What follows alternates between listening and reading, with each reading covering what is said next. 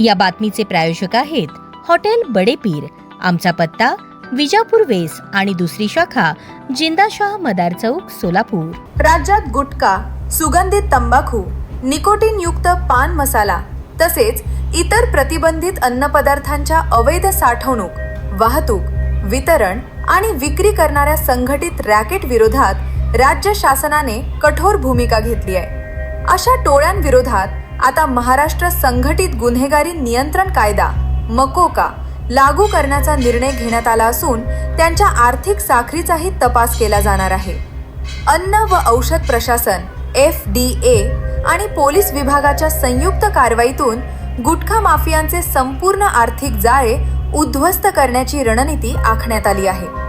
राज्यात गुटख्यावर बंदी असतानाही मोठ्या प्रमाणात तस्करी सुरू असून आंतरराज्य स्तरावर कार्यरत असलेल्या संघटित टोळ्यांकडून कोट्यवधी रुपयांची उलाढाल होत असल्याचे तपासात समोर आले आहे। अनेक वेळा कारवाई करूनही आरोपी पुन्हा त्याच अवैध व्यवसायात सक्रिय होत असल्याने त्यांच्यावर मकोका सारख्या कठोर कायद्याअंतर्गत कारवाई करण्याचा निर्णय घेण्यात आला आहे।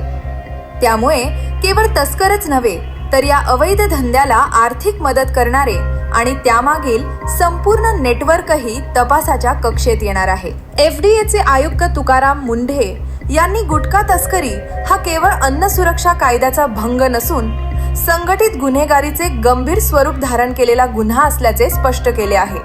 त्यामुळे अशा रॅकेट विरोधात यापुढे अधिक कठोर आणि व्यापक कारवाई केली जाणार असल्याचे त्यांनी सांगितले।